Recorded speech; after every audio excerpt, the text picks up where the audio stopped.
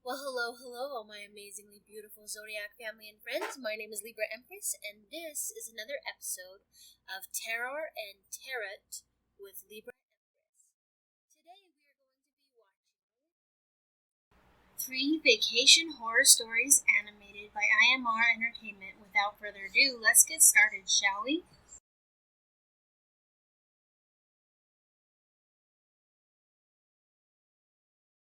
My father had a knack for traveling. Whenever he got holidays, we went on short trips. I was probably 8 years old back then. My father rented a small cottage in the woods. It was a farmhouse type of area with scattered cottages here and there. It was a secluded travel spot. Most campers and hikers came there. At that time, we were the only lodgers staying on that property. At least that's what the owner told us. My dad parked his car near our cottage. There stood a big lake right in front of the cottage. It was a small wooden cottage with 2 small bedrooms and a living room. I was loving the place. My father took me to the middle of the lake on a boat.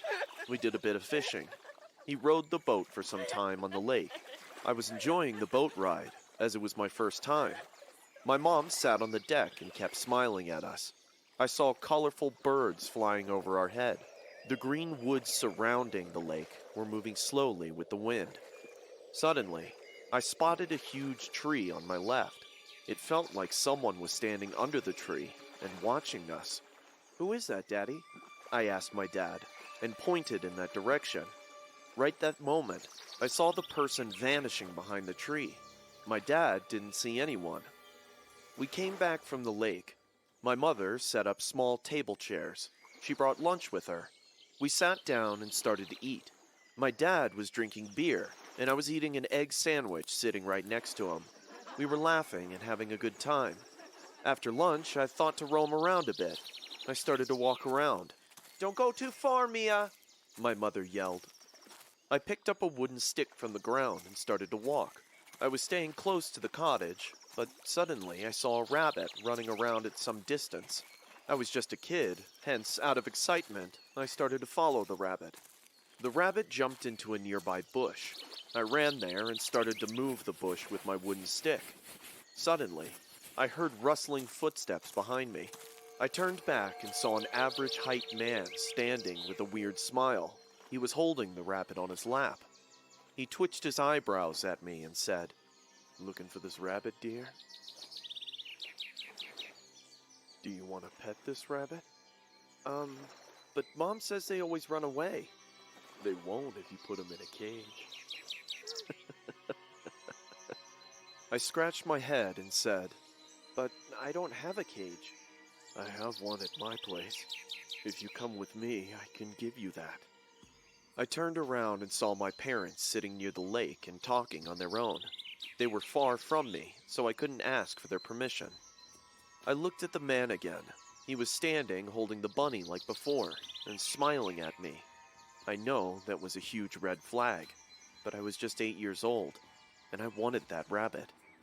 "Okay, let's go." I agreed to go with this man. The man's eyes sparkled mysteriously. He started to walk while showing me the way ahead.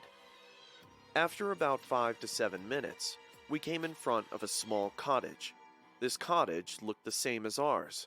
I remembered the owner telling us that we were the only ones staying on this property.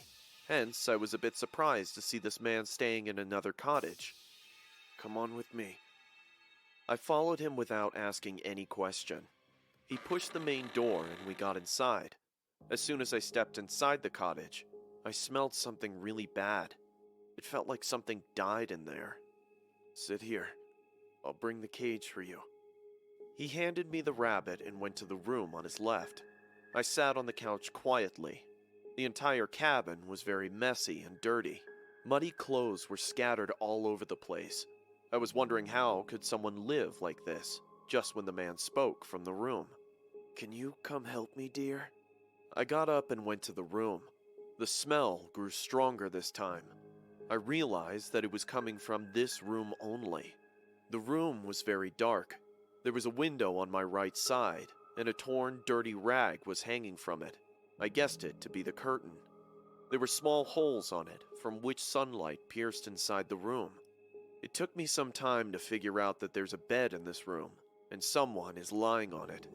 At first, I thought it must be that man, but then as my eyes adjusted with the darkness, I saw the man standing next to that bed and speaking to the person who was lying on it. "See? I brought her. Look, she's standing there." Suddenly, the person lying on the bed started to get up. I could hear heavy breathing.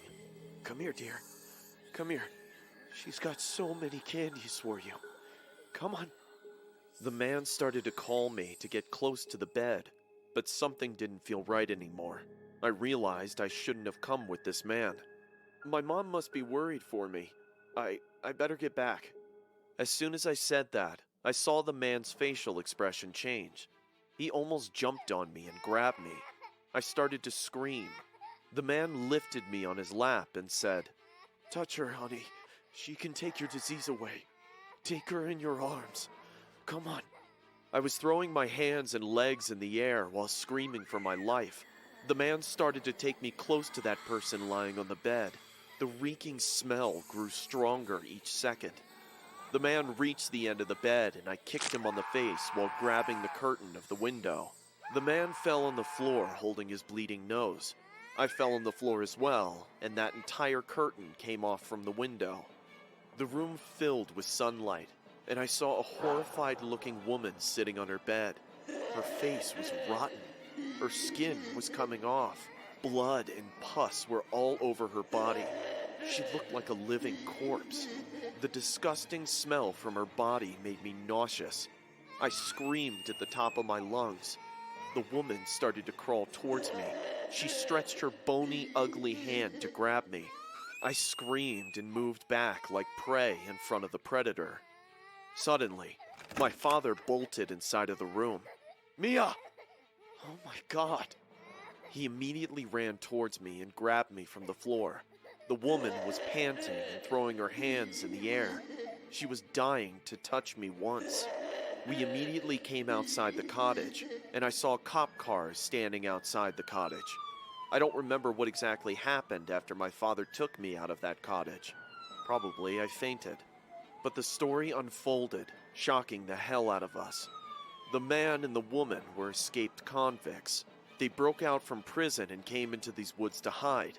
While living in the wilderness, the woman was infected badly. She might have been bitten by some venomous insect, leaving her to rot like a corpse. The woman knew witchcraft, and this couple believed that if she could get an innocent child, she can get better again. They thought to run a ritual by placing a child onto her lap. By touching this child, she wanted to transfer her disease to a different body. This is why the man lured me into the house. The paramedics took the woman to the hospital, where she died within a week. The man was sent back to prison with another charge of attempted abduction. I still can't get rid of the image of that sick woman crawling towards me like a corpse and stretching her rotten hand to grab me. I do not go on trips that include forests or cottages anymore. Before starting the story, I would suggest you guys to go subscribe to the channel. It turns out that most of you guys who watch me aren't actually subscribed. So, if you like the content and want to support the channel, go ahead and subscribe and hit the bell. It's free, and you can always change your mind later. This happened in my college days. I'm an extroverted person, so I like meeting new people and making friends. Within the first semester, I made quite good friends, and we all often hung out together. There was a guy in our group named Steven. As students, we mostly stayed as paying guests or in hostels. Only Steven owned a house on the outskirts of the city. We were all young and looking for thrills all the time. Steven's house became the main place of our weekend parties and a popular place to hang out. We mostly spent nights at his place after getting heavily drunk at a party. The house had 4 bedrooms, 2 on the upstairs floor and 2 downstairs. Steven's room was the biggest in the house. Even though the house was spacious, Steven's room felt claustrophobic to me. Maybe it was because everyone got high in his room and drank there. Steven rarely cleaned the house, hence there was always a funky smell in the air of the home. We were a group of 5 people, including Steven. Molly and I were the girls in the group, and there were Robert and David. Molly and David were dating at the time, hence they were always busy on their own, which left me hanging out with Stephen and Robert most of the time. Stephen was a cheerful, happy-go-lucky guy. Maybe this is why none of us could see it coming. Stephen had a troubled childhood. His father was an alcoholic. His mom divorced his dad when Stephen was in high school. Since then, Stephen never saw his father. He heard from his mother that his father died in the hospital due to liver failure last year. This house once belonged to Stephen's father, which his mom inherited after his death. Stephen hardly talked about his father, but whenever he did, we could see a suppressed feeling of sorrow on his face. What felt weird to me was even though Stephen's father lived in this house, there wasn't a single picture of him anywhere. None of us showed any curiosity to know about Stephen's past, because it would have been too much to step into his personal life. Every Saturday we traveled to his house and spent our weekends. As time passed, we all started to notice weird things in Stephen. He never liked opening the windows of the home. There was a corner table in his room that had a Bible and a statue of Jesus Christ. It was set up by his mother because Stephen told us she's very religious, but never once saw Stephen touch any of it. One day, Molly went to lit a candle on that table. Stephen became so uncomfortable immediately. He stopped Molly from doing so and said, "Let those things be, Molly. Anyways, Mom will come next month to take all of these with her." So we ignored it and let it be. The more we stayed at his place, the more we realized that there was something not right about our friend and his house. We all started to have nightmares and feel unnaturally cold around the house, even in summer. One weekend, I was alone in Stephen's house. Molly and David were on their way. Stephen and Robert went out to get booze and dinner for everyone. I decided to stay at the house in case Molly and David arrived early. I took a shower and was going upstairs to change into my pajamas. The bathroom was downstairs, and I had to pass Stephen's room to take the stairs. As soon as I came in front of the room, my jaw dropped. I saw a bald man sitting on Stephen's bed, facing his back towards me. He wasn't wearing any clothes, as I could see his bare back. "Excuse me? Who the hell are you? How did you get inside?" The man didn't say anything. He didn't even turn back. I started to walk towards the main door because I was already scared to see a stranger in my friend's house. The man suddenly started to shake his head in a very bizarre way. He wasn't turning back, wasn't speaking, just shaking and moving his bald head vigorously. I screamed seeing this horrible incident and came out on the house porch in my bathrobe. A car pulled in the driveway and I saw Robert running to me. "What happened, Pamela?" There's a man inside. I couldn't finish my sentence as I was still gasping for air. Robert rushed inside and checked every nook and corner of the house. He even checked all the doors and windows. "There's no one in the house. Pam, are you sure you saw someone?"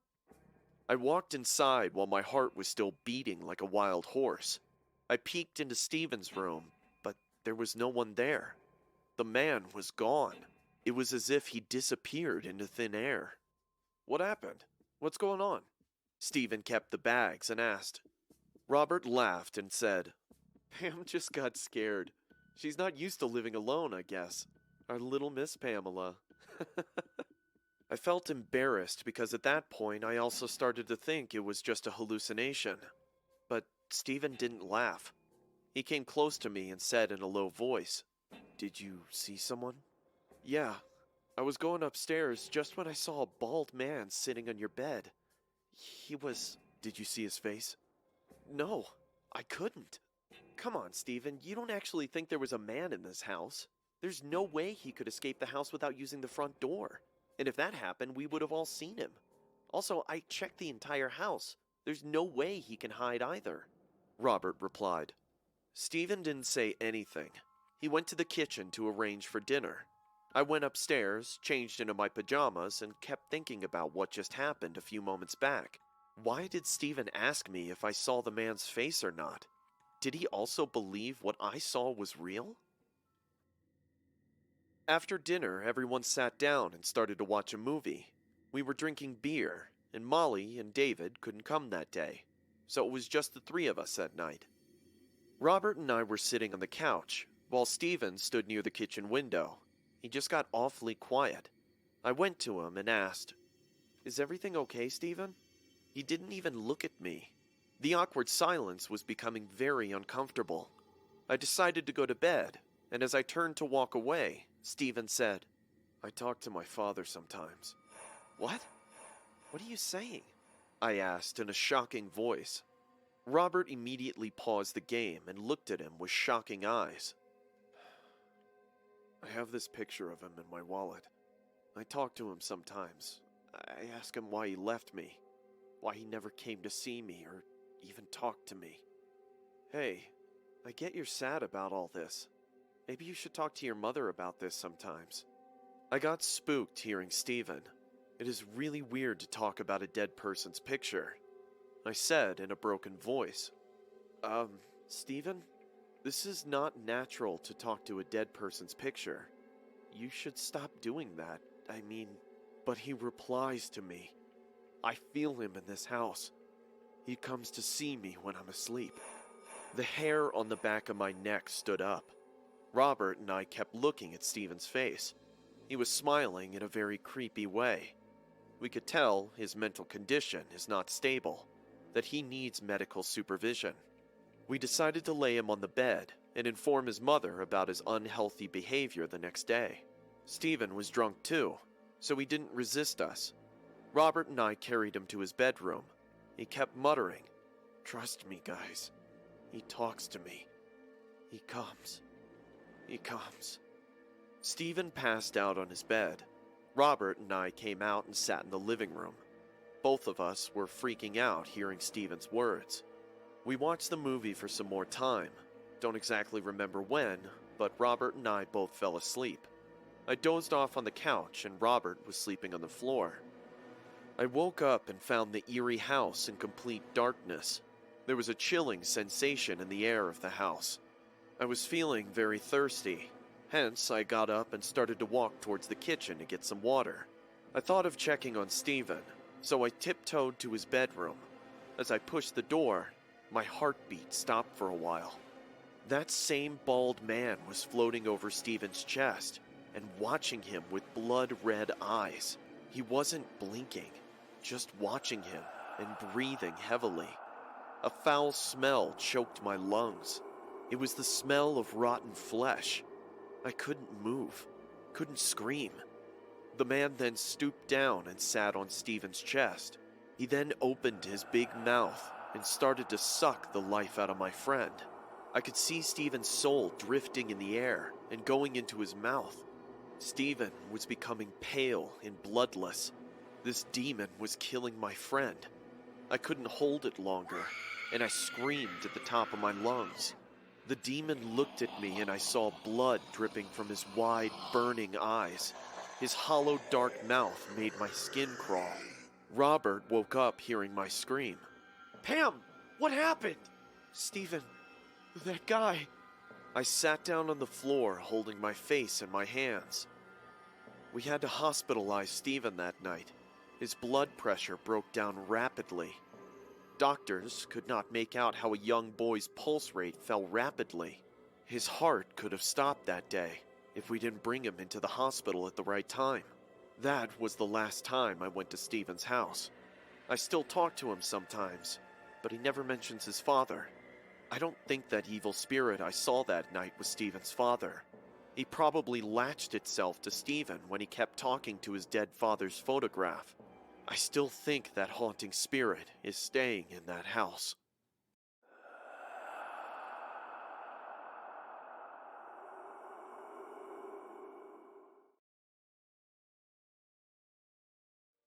My name is Adam, and I'm a financial broker. My work schedule is always crowded with meetings and appointments. I had to take so many phone calls that often at night in my sleep, I woke up randomly thinking my phone was ringing. I barely get the time to hang out with my friends or family. My girlfriend broke up with me recently because I was too busy to spend time with her. To be honest, that's when it hit me, that I need a break from work. It's been 3 years since I joined this company, and since then I have not taken a single leave. So I decided to go to a small hill station and spend a week or so. My leave request got accepted immediately for my dutiful performance so far. I came home from work one day and started to prepare for this long-needed trip. I booked flights and a room in a hotel at the hill station. I wanted to stay close to nature, away from the crowd, so I chose these not-so-famous serene hill station. After landing at the airport, I hired a cab to reach the exact location. Within half an hour, we left the city area and got onto the twisted mountain roads. At one side stood the steep edge meeting the Green Mountain Valley. On the other side, huge mountains. I opened the glass window of the car and let the cool breeze touch my face. "Is this your first time here, sir?" "Yeah, it is. I'm staying at the Holiday Inn Hotel. How is that place?" "It's one of the oldest hotels in the hill station. But you are lucky. You got a booking just at the right moment." "Why do you say that?" "The hotel was closed for 1 year. It was renovated and reopened last week." "I see. Good. They renovated the place." "No, sir. It wasn't for renovation. It was for the suicide." I was startled to hear this, so I said confusingly, "Suicide? Who committed suicide?" "The owner's wife. She was going mad. People say she roamed the hotel at night scaring the guests. The owner decided to send her to a mental institution. But right before that night she was about to be shifted, she jumped from the hotel roof into the wild valley. It took 2 days for the cops to discover her body. When they found the body, it was a vicious sight to watch. Coyotes and wolves tore flesh from that poor woman's body. Oh, what a horrible scene." The car driver closed his eyes, recalling the dead body. A weird feeling of discomfort grabbed my senses. I started to ponder on the thought, will it be fine to stay at a place where someone committed suicide? But then my rational senses replied, if we think like that, we will not be able to stay anywhere, because someone is always dying here and there. Also, the driver just said that the hotel had been renovated. When I reached the hotel, my eyes dazzled with the beauty of the view. Being surrounded by blue, snowy mountains, this 3-story wooden hotel stood like an ideal place to escape the busy city life. I checked in and a hotel boy escorted me to my room. The room was cozy and the view of the valley from the window refreshed my mind. I kept my luggage in the room and decided to eat something. I locked the room and started to walk towards the dining hall. I was near the dining hall when I saw an old, tall man standing there and talking to the hotel boy. He looked at me and I smiled out of courtesy. "Welcome to the Holiday Inn. I hope you're enjoying your stay," the old man said. "Yeah, this is a beautiful place," I replied with a smile. "Good to hear that. I am John Kipsky, the owner of the hotel. Please make yourself at home. Do not hesitate to ask for anything." He then looked at the hotel boy and said, "Attend to our guest, Matthew," and left. "Sir, please come with me," Matthew said. He took me to the dining hall. I sat down at a table, and the boy went to the counter to call the waiter. So far, I haven't seen any other guests. I was looking around when my eyes went to the wall in front of me. I saw a huge oil painting hanging from the wall. I got up to see it properly. It was the portrait of a woman. She was wearing a black gown and had an ordinary face. The only striking feature was her eyes. They were extremely creepy and bright. Once you look into her eyes, you can tell something is odd with this woman. Her stare was so uncomfortable that I felt she could see into my soul. The even more disturbing thing was the way the painter drew her eyes. It felt like she was following everyone in this room at all times. I was contemplating on these thoughts when someone spoke in a broken, deep voice. "That's Mrs. Kipsky. She's dead." I turned around and saw a man dressed in the waiter's costume, standing right next to me. He had white hair and looked like someone who had been there for a while. I said awkwardly, "I was just looking at the painting." I then walked back to my seat and started to look through the menu card. The waiter stood quietly with a blank face. I was taking quite a bit of time to decide on what to eat. but this guy seemed like he had a lot of time to spare. He waited patiently until I ordered my food. As long as I ate there, I couldn't shrug off this uncanny feeling of being watched by that woman in the painting. I finished as quickly as possible and went back to my room. I smoked a cigar sitting near the window and watched the sunset behind the hills. I don't remember when I dozed off on the couch. I woke up hearing muffled laughter in my room. I opened my eyes and saw a woman figure sitting on the couch like a frog. Her hands were placed on my legs. Her face was full of wrinkles. She was wearing a black gown. There was a cruel smile on her face, but her eyes were coming out of her eye sockets. Seeing her eyes, I could recognize her. I just saw her painting in the dining hall today. Yes, it was Mrs. Kipsky. But you're dead. She stood up on the couch and started to cough terribly. Hearing her coughing like this, I got up. She was gagging like she couldn't breathe. Then she suddenly stopped and said, "Would you like to see a magic trick?" She started to pull her tongue out with her very own hands. I screamed in terror and couldn't believe my eyes. She was pulling and pulling, and her huge red bloody tongue was coming out of her mouth. I will never forget that scene. Hearing my scream, the hotel boy came rushing to my room. Thank God I didn't lock my door. He bolted inside and switched on the light. "What happened, sir? Is everything all right?" I looked around while gasping for air. There was no one inside. Only the window was moving with the cold wind. I left the hotel the next day. I went to the dining hall for one last time. My eyes went to the painting. Believe me or not, I saw Mrs. Kipsky wickedly smiling at me.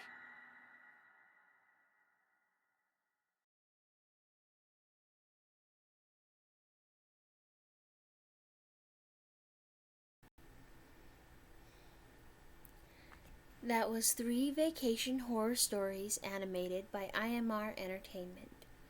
Now while we were watching that, I pulled 5 cards from the dead spread, and this is what I got. Tonight we are connecting to someone who could have been a young fire sign. Very youthful. Looking back on their life, they grieved deeply within, hiding their sadness, feeling as if they didn't want to burden anyone with their mental illness. A lesson they would like to share is travel to where your heart desires. Something they wish they'd paid more attention to.